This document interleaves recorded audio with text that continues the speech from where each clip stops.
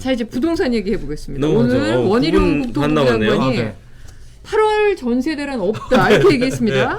이거 맨날 소무관님이 말씀하셨던 건데. 예, 당초 부동산 시장 올 하반기 하디슈 전세 시장 우리 시장. 몇 번이나 얘기했잖아요 이 시간에서. 그쵸. 지금 돌아가는 모형새 어떻습니까? 원장관 말대로 될까요? 어떻게 보십니까? 그러니까 이런 것 같아요. 지금 하반기 왜 전세가 하디슈냐? 우리 여러 차례 말씀드렸죠. 네. 2년 전 7월 30일 날 그렇죠. 임대차 3법 한번 통과되고 쓴 사람. 한번 쓴 사람 이제 시장에 나온다. 다 네. 여러분도 아시죠. 근데 네. 8월 9월이면 근데 그 우리 임대차 3법이 바뀌어 가지고 묵시적 계약갱신 청구권. 그러니까 쉽게 네. 말해서 이제 전세 더 할래 말래 살래 말래 하는 게 6개월에서 2개월 전 사이엔 결정을 네, 내려야 그런 됩니다. 거죠. 네. 네. 이게 과거에 한 달 전이었는데 그러니까 8월 9월에 나올 분들은 이미 나와서 집주인과 뭔 얘기를 했을 겁니다. 그렇네요. 네, 그러면 이제 그분들의 아우성, 그분들이 막 그런 괴로움들이 막 쏟아져 나와야 될 것 같은데 아마 원희룡 장관도 살펴봤는데 네, 아직까지 팔고 물론 여러분들 이게 지역 차이가 큽니다.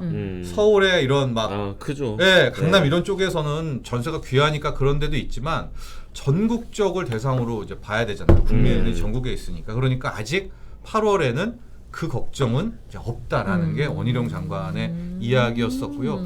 이제 그 이유 중에 하나는 이제 군데군데 특히 수도권에서도 공급이 좀 쏟아지는 지역들이 많이 있어요. 네. 그러면 이제 전세 가격은 떨어지니까 그렇죠. 그 신규 세입자도 일단 뭐 생활 반경이 멀어지더라도 이제 그곳으로 좀 가서 전셋집을 구하는 것이 아닌가 이렇게 추론해 볼 수가 있는데 저는 좀 한 연말까지는 봐야 된다는 쪽이거든요. 연말까지. 네. 그럼 네. 거기에서 2개월 후퇴면 10월이잖아요. 네. 그러니까 9월, 10월까지도 한 번 정도 더 전세 더 시장을 봐야 된다. 보면 올 하반기에 많은 전문가들이 걱정했던 전세 대란이 있다 올지 안 올지. 없다가 거의 판가름이 나지 않을까 이렇게 네. 보고 있습니다. 네. 그리고 또 전세 기간을 3년으로 하는 게 좋다고 생각한다. 네. 네. 라는 그런 발언에 것도 대해서는 있어요. 어떻게 평가하세요? 그러니까 이거는 그러니까 본인의 이야기한 것 같아요. 음. 왜냐면 그 임대차 3법을 고치는 건 법을 바꾸는 그렇죠. 거니까 그렇죠. 이제 국회로 가야 되는데 그렇죠. 이제 민주당이 다수당이기 때문에 이제 아마 다음 총선 때까지는 그 임대차 3법을 그 고치지는 않겠죠. 민주당도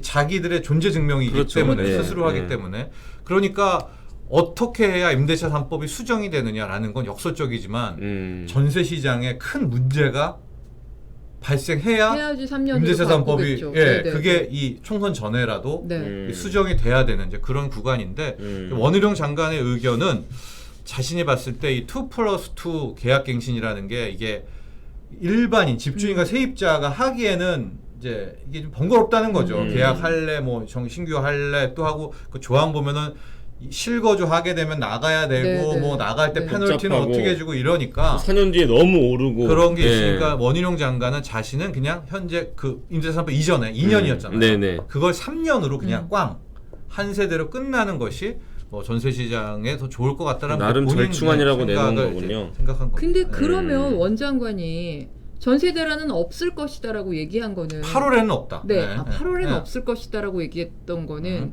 어쨌든까지 8월까지는 그 임대차 3법에 그 계약갱신 청구권 그거에 네. 문제가 생기지 않는다는 얘긴데 네. 그러면 현행법에 문제가 없다는 걸로 해석이 가능하잖아요. 근데 또 그 3년으로 이걸 4년 뒤에 개정 말이 달라지잖아요. 3년으로 또 개정을 해야 된다 그러면 이 두 얘기 자체가 상충되는 거 아닙니까? 그러니까 그렇죠. 어떻게 봐야 될까요? 근데 이제 임대차 3법의 근간 외에 좀 보완해야 될 부분이 있는 건 사실입니다. 앞서도 말했지만 그쵸. 집주인이 실거주한다라고 했을 때 막 그 미묘한 것들이 네. 많이 있거든요. 네. 하고 뭐 6개월 전에 등기를 쳐야 이제 그러니까 새로 집 사서 들어오시는 분들도 그 6개월 이전에 그 전액을 지불해서 등기를 바꾸지 못하면 또 그 계약갱신 청구권을 새로운 전세 세입자한테 또 줘야 된다. 그러니까 네. 그 여러 부분들이 맞아요. 또 있습니다. 그리고 그 하고 맹점이 자기가 산다고 해서 세입자가 나갔는데 나 마음이 바뀌었어 다시 세 줄래 이런 경우에 네, 그런 막을 수가 것들을 없어요. 클리어하지가 않은 네네네. 부분들이 있습니다. 하고 그걸 거짓말해서 내가 실거주 할게라고 집주인이 들어왔는데 아니야. 실거주 또 안 하고 뭐 이런 네. 걸 또 어떻게 근데 그분도요 또 실거주 한다고 왔는데 사정이 또 인생이라는 게 생기잖아요. 그렇죠. 진짜 속이 여는 게 아니라 그 맞아요. 집주인. 그럴 그러니까 수 있죠. 이런 부분들에 대한 보완은 분명히 이제 필요하다는 것들을 필요하죠. 말씀을 드리고요. 네. 그럼 과연 이 근간을 흔들어야 되느냐?